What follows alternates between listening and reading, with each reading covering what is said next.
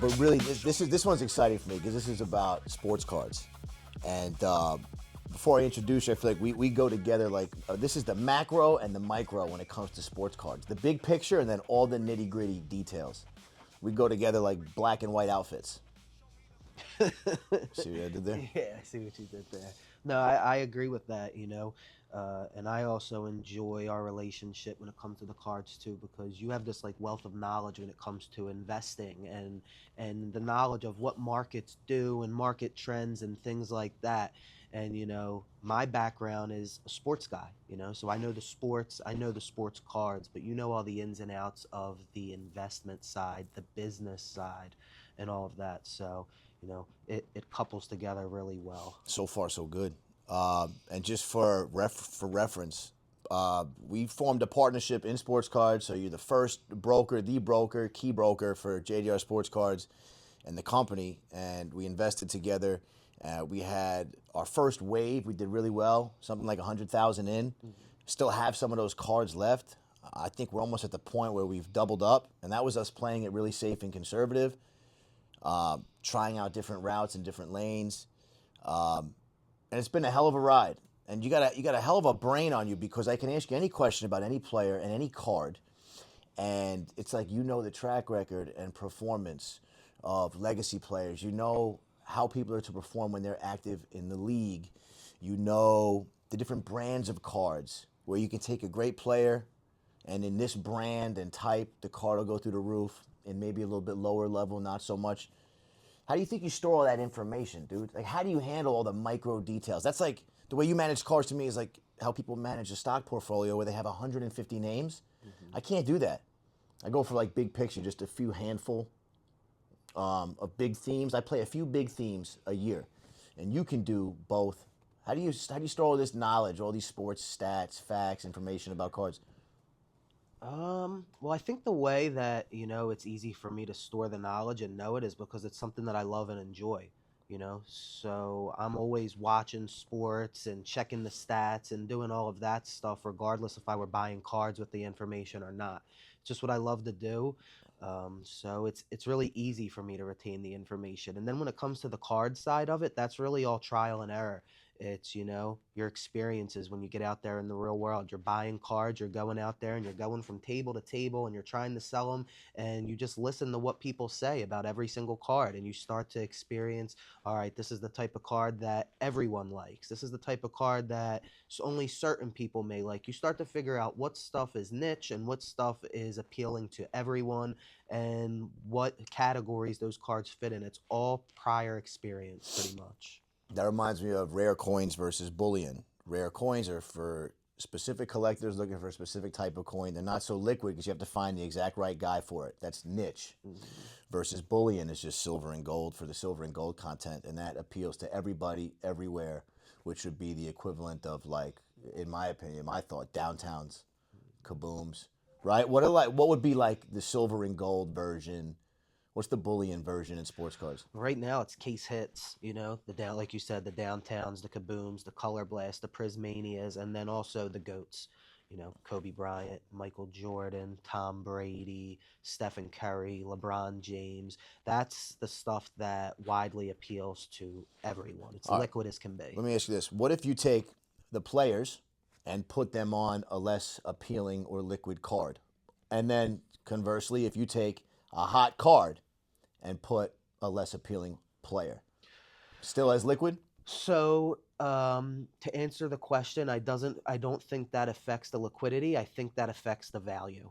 So you take the hot player and you put them on the not so hot card. It's still going to have liquidity, maybe not as much as the hot player on the hot card, but it's still going to have liquidity because of the name on the card, but it's not going to have the same value. And then the same thing goes for if you take the hot card with a not so hot player. The liquidity is still going to be there. If it's a downtown or a kaboom, but it's got a no name guy on it or a guy who was a hot rookie and failed, it's still going to be liquid. It's just the value is going to be lower. Yeah, instead of being worth 3 grand, it'll be worth 1,000. But it'll still go just as fast. You Right. Like, still make 10, 20, 30% on it. You just make that on a smaller principal amount. exactly. Like the other day, I had a guy, he had a couple lots of kabooms and downtowns. And two of the downtowns he had, it was Cam Newton on the Patriots and Ronald Jones. And Ronald Jones was like a running back that played for the Buccaneers like a couple years and he fizzled out. But by the time I had messaged the dude, he posted it like 15 minutes ago. He already sold them. So like they went quick for him. But it was a $250 downtown. So, opposed to a hot name, it would have been a five, six, $700 card. Still the same liquidity, just lower price point. Mm-hmm. You notice that, is it the same with bullion as it is for these liquid cards where because people can turn them over so fast, there's so much demand pretty much every and anywhere you go that the margins are less when you sell them? You notice that? Is it this? I guess is it the same for cards as it is for Yeah, bullion? I definitely noticed that. If I I buy and shop. sell gold or silver, so I can be like 5%, 2%. Hot rare coins, you can make 30, 40%, but on the bullion stuff, you make a lot less. Yeah, it's definitely like that. It's a competitive market. Depending on where you're at, it can be different. But I shop for cards in a lot of different venues. I hit groups on social media, eBay, shows, things like that. When you're at shows, you definitely have people there that are advertising 95% of comps on things like case hits, downtowns, and kabooms. When you got people doing that, it makes it a very, very competitive market. Same thing with like the groups on Facebook or other social media platforms. You have people posting all day on there.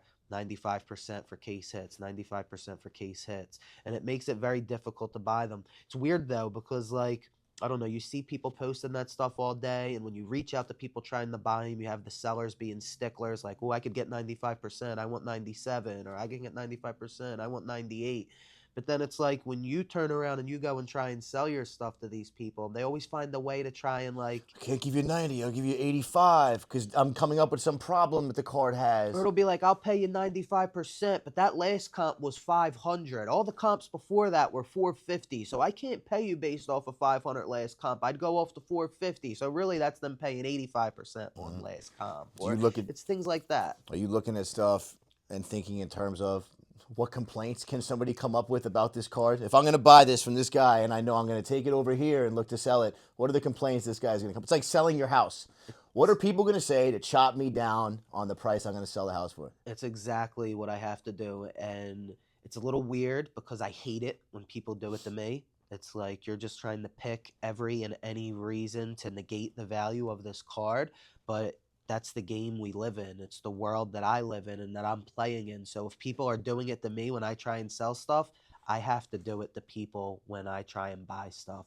So, like, when I'm buying things, yes, I have to think of any and every objection that someone may give me when I turn around and go try and sell it to them. Something that has came up in the past or something that like I'll go back and forth with people on is like comps that are best offer or buy now. So for example, let's say you have a card, the last comp on it was a best offer or a buy now. It wasn't an auction and it's higher than the previous comps. And the other comps are auctions. You go and try and sell that and people will say, I can't value it based off that best offer sale. I can't value it based off that buy now sale because that's just one person that overpaid. The true teller values the auction sales, and then they'll try and value it based off the auction. But if the shoe's on the other foot and the buy now comp was lower than the auction comp, They want to go off the buy now. yeah, exactly. Does it ever come down to, remember in high school, it was range, mean, median, mode? Mean is just the average. Yeah. So if you're doing the average, do you take into consideration to buy it now?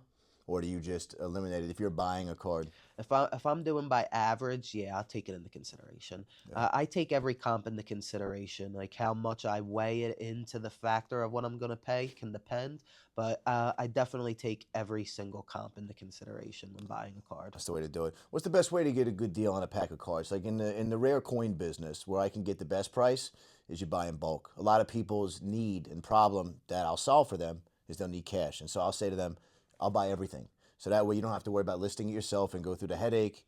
I'll unload it, so I'll carry the inventory, and for that I'll offer you this amount. And no waiting, cash or check in hand.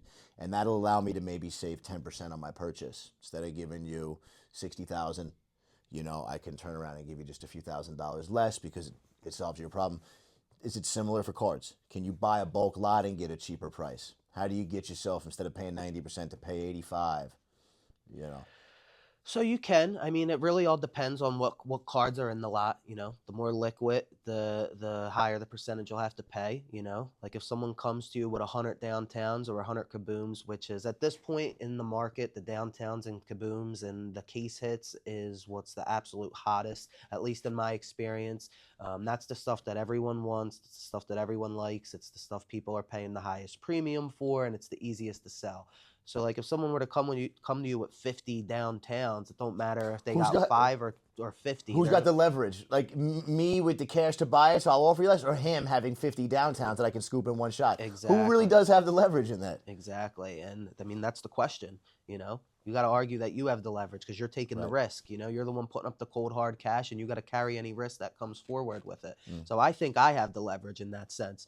But you know, if I was selling the 50 downtowns, I'd probably think I had the leverage in that case too. Mhm. So Speaking about risk on downtowns, Panini situation, they lost their licensing. And now you got these cards that are hot, and it's acknowledged and understood by everybody. These downtowns, they're hot.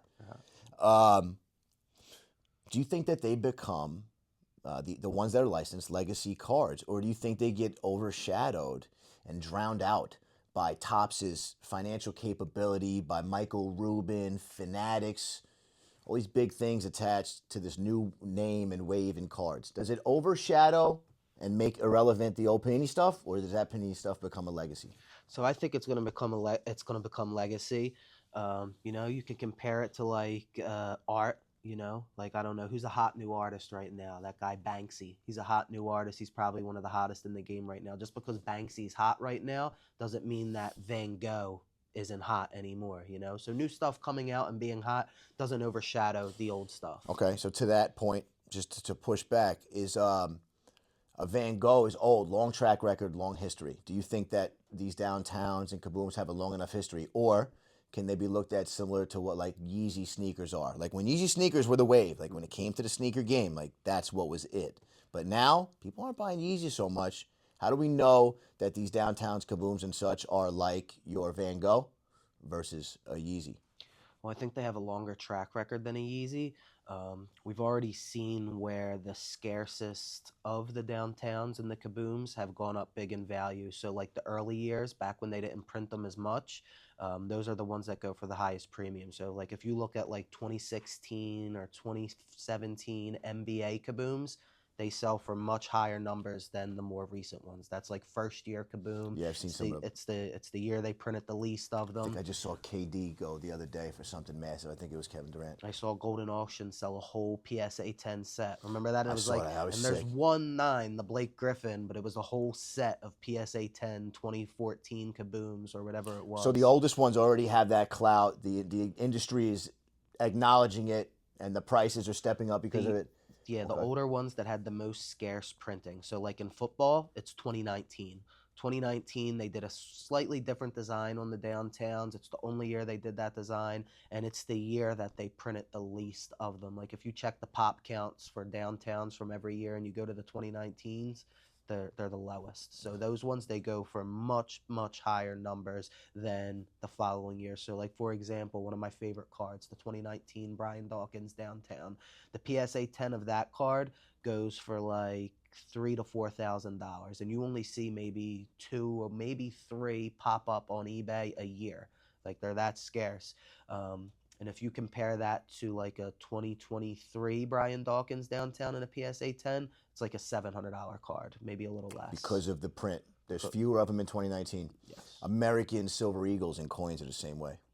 In 1994, 1990, these are the years where they minted a lot fewer Silver Eagles. And if you find a mint state 70, which is a perfect condition Silver Eagle for that year, in 94 it could be 7, 8, or 9 grand. In 90, it can cost 5K. And so, same exact philosophy. So, really, what we're talking about is true scarcity. True scarcity. And so, I think that these downtowns, kabooms, and such are all going to keep going up. But then another thing, another lever that you and I pulled on is to go after even more scarcity inside the downtowns and The kabooms, numbered. and we stepped it up into the numbered. And the gold, we're doing the gold kabooms and downtowns. The gold downtowns and kabooms, and the black Pandora downtowns. You got the purple and the green kabooms as well. Those are the ones that I think are the cream of the crop of the cream of the crop. Like, Because why? so I mean, there's like you said, there's just true scarcity to them. One, Panini no longer has the licensing, so they're not going to be creating any They really licensed are downtowns legacy anymore. cards now. And these ones are the cream of the crop of that cream of the crop. The golds to 10, there's only 10 of them with that gold coloration. The black Pandoras, there's only 25. The purple Kabooms, there's 2 of them. That's the print run on them. Green Kabooms, the 101s. Those numbered downtowns and Kabooms, the numbered case hits, what I think is that they are going to be like the precious metal gems of this era. Precious Metal Gems, it was a Upper Deck case hit. It was in a very similar situation to what Panini is now. Upper Deck used to have the licensing with the NBA. They lost it. They stopped producing Precious Metal Gems, and nowadays those Precious Metal Gems, the numbered ones, they're 50, 60, even $100,000 cards. Like if you look at a Kobe Bryant or a Michael Jordan or an Allen Iverson Precious Metal Gem, they're $50 to $100,000 cards all day. And back when they were being produced, they were just a couple $100 cards. I think that the gold and the black Pandora, the numbered case hits, are on that same trajectory. Some of the rarest coins that exist are in the 50, 100, $250,000 range, and Yeah. there are certainly cards like that. But with these numbered downtowns and kabooms, some of the price points are only 6K, 8K, 10. When you come from the world of collectibles like we do, yeah, sure, those are big price tags, but relative to what we're used to seeing as true scarcity, it's very inexpensive. Do you think that these are the cards that 5 years from now are going to be worth 25, 50? It's hard to say. It's hard to see. Like, wow, this thing I paid 5K for can be worth 30 grand. Yeah, Do you think it's really headed that way? I definitely do. And why? Yeah. Like, what do you base that on?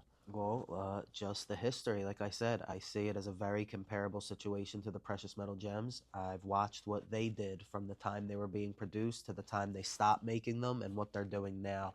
I just see a lot of similarities in that situation, a lot of similarities in the card.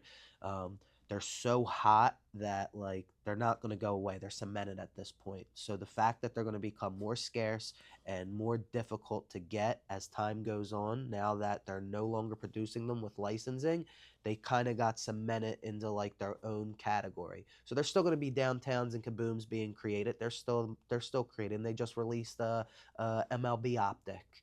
With downtowns in it, and they're non-licensed. The baseball for Panini's always been non-licensed, but they'll probably continue to do that with the football and the basketball.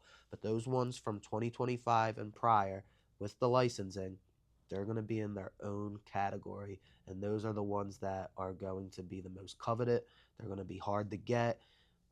The more time that goes by, the less of them there is going to be in circulation, and those are going to be the cards that see the most increase in value from now to then, I think. Tell me if this comparison makes sense to you. When I look at silver and gold, silver is your performance metal, gold's your store of value. Silver is the equivalent to me of the active players in the league, and gold is the legacy players. Yep. But one thing that I've never seen before is that with the amount of money flowing into this industry, the gold or these legacy players still have that crazy upside. Yep. You know, if you have 30 billion as far as a market cap, like amount of money being spent on cards, and that goes to 90 billion by 2030. That's a 3x the amount of money being spent. Even the legacy players can become what they call a 5-bagger or a 10-bagger, go up 500% or 1,000%. Usually, gold is your slow, steady. I would think legacy players to be the same. Yeah, usually. Right. And that's what's crazy about this industry. Now, with that being said, and then silver's your performance if the guy's in the league. Guys that are in the league can hit a few home runs and go up 500%. Yeah, I mean, look at what Wembanyama's doing right now. It's ridiculous. I mean, He's an anomaly. 700, 800x. I mean, I was just seeing a card that sold for 26,000 in March, sold for 196,000 2 days ago.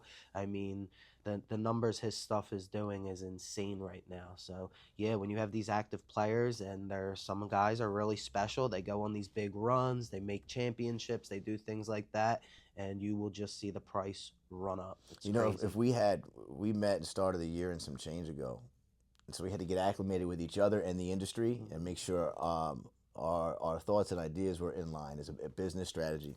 So while we were going through that, We weren't at the point where we were spending 10, 20K on single cards, but had we, I think one of our first picks was Wemby. It was. But we were playing small just to get to know each other. Had we spent 10, 20K on a single Wemby card or bought a few of them, what do you think would be up right now?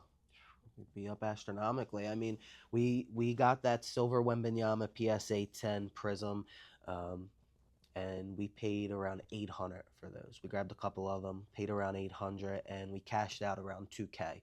So like right now, those cards are selling for Yeah. 3 to 3,500. And we friggin' high five too. We were happy with it. Yeah, like we doubled up in a couple months. We would have held on to them for a little longer. You know, you would have got another double up on that. We're gonna triple up. It's a little bit of like psychology of an experienced trader and investor. Do you feel like you missed the boat? Does it make you sick? Like, do you feel like you missed the trade?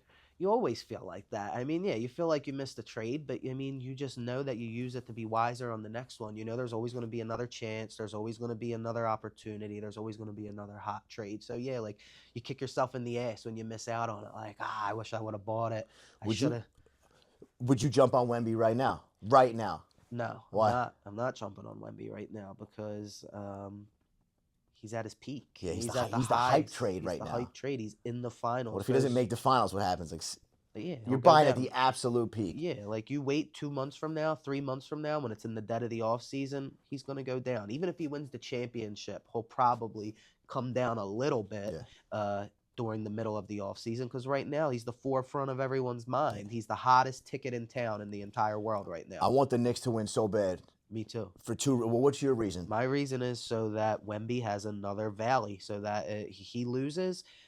He goes to another low point. I'll give you another opportunity for us to get in on Wemby. If he wins, it's definitely not going to drop down as much as it would. It'll probably plateau, drop a little, and then when it'll go right back up. If he loses, there's going to be a downward trajectory on his stuff, and we can. I don't know if New York fans would be mad at me for this, but number one reason is because I want the Knicks. Number two reason is because I'm from New York and I want the Knicks to win. But number one reason is I want to scoop up Wemby. Yeah, me too. When he slumps a little bit. Yeah, me too. That's a fact. Wemby's the guy right now. Like he's the Pat Mahomes from 2-3 years ago. Like the guy that's going to be the next GOAT. He's that. Industry. I mean, the league's never seen anybody like him. All these leagues evolve. Like if you look at Ohtani, what he's capable of. Let me ask you this last question for you, man. In this sports card world, there's a lot of young players, and so hype and excitement, and what's the next hot thing? It's just like the impulse. Age group, like on another level, and so there's something else come out that's super hot, and then they're on to the next wave, something that's more exciting, and then people aren't jacking these cards anymore. I guess like when Nike puts out the Vapor Max, it's kind of similar to what I said before. There's the Air Max 90 Suffer. When the 95 comes out, there's the 90 Suffer. When Jordan puts out a new sneaker. Like, what do you think about that as this industry evolves? Do people decide, I don't like it anymore? Because is it not true, and I know this is a long question, but is it not true that the market, when it comes to sports cards, the hobby, they decide what's cool and hot? Are they like on to the next one? Because that's how they treat everything, on to the next. Are they going to do that with Downtowns and Kabooms where, yes, they're numbered to 10, but nobody gives a shit about them anymore? They're going to be on to like the next parallel and the next new type of card that Topps comes out with? So I don't think so. I think it's the same thing, you know. Even if something comes up and is the new hottest thing, it doesn't take away from the old hotness, you know. It's still that the old hot stuff is still hot. Even if there's something new that's popping right now, it doesn't make the old stuff less popping. It doesn't hurt the value of it. Right, like when the all white Yeezys come out, the Air Force Ones don't suffer. When the new Air Max comes out, the 90s are still hot. And you think that these brands of cards already have a legacy. See, I just got into the hobby, and so I don't know the history of it, but these cards are respected as legacy type cards. Without a doubt, yeah. Okay. They've turned into that over the years, you know. When I first got back into this back in 2020, they were hot and they were cool cards, but not on the level that they are now. They've slowly progressed towards being the hottest cards in the game right now. And I think they've cemented themselves at that. And now they're about to get taken away. A major part of what makes them so desirable, the licensing, is about to get taken away. So those ones that were already created with that licensing, they're now a piece of history. They're a part of time, a part of the hobby that's now gone forever. The Panini run is over. that is now going to be stamped as an era of the hobby that is no longer in existence. And the hottest thing from that era is those downtowns and kabooms. That's the stuff that's going to stick. 100%. You can't make any more of them. You can't. These players that are in the league, they're not going to become forgotten. Not these players are leaving stamps and marks on the history of sports. And we're buying the scarcest of the scarce. I agree. The licensing is gone. True legacy category. You'll never see that make that mark again. I'm very, very curious, to see where this ends up. But we got hella money invested. And the more and more I talk to you about it and pick your brain about it, the better and better I feel. I really think we made the right choice. You never know. There's always the bit of apprehension. That's like what investing is about. But, I think we're playing the casino odds here. 85%. We're the casino. I think we're with the size of this market, these cards can just sit and go up 2, 3, 4x, and they could be a retired player. Yeah, I mean, I'm all in on it. I'm all in on this hobby. I'm all in on it as a market, as an investment, as a business. Not only do I love it, but I truly do think it is one of the best stores of money. And if you do it smart and you do it the right way, it is one of the best ways to see a return on your investment. You really can hustle the shit out of these cards, man. You really can, and you really will see bigger returns and bigger rises in value than you will with anything else in the world. The last thing I'll say, man, this is a really unique opportunity in this market. But more than that, it's a unique opportunity for you and I, because you're a wealth of knowledge, dude, and we're in business together. That's why I want to sit here and do this. I think we'll probably spin off and have something you and I do every single week. We go together like black and white. Me trying to understand the big picture, you filling in all the details, but also your character, your integrity, your drive, your passion. We're already making money together, and I don't even think we're scratching the surface. So as we continue to have these discussions on air, off air, I can't wait to see what it turns into. I'm with you, bro. And just make we didn't plan these outfits. Just make sure they know that. Yeah. I need people to think I'm cool, bro. I can't. Well, you keep making the black and white comparisons, so That's now what they I definitely think we planned it. Yeah. Liquid Chris, JDR Sports Cards. If you want to know anything about this industry or cards specifically, he'll talk to you just for the love of the game. And I'll be like, Chris, can you get back to work on our portfolio? And he'll be 2 hours deep with you. Anything you want to know in this market, amazing person to talk to. I have my own money behind him, and I don't feel not one bit regretful about it. I'm ready to pour in more. So, Liquid Chris, I appreciate you, man. I appreciate you too, bro. All right. Good looking. All right.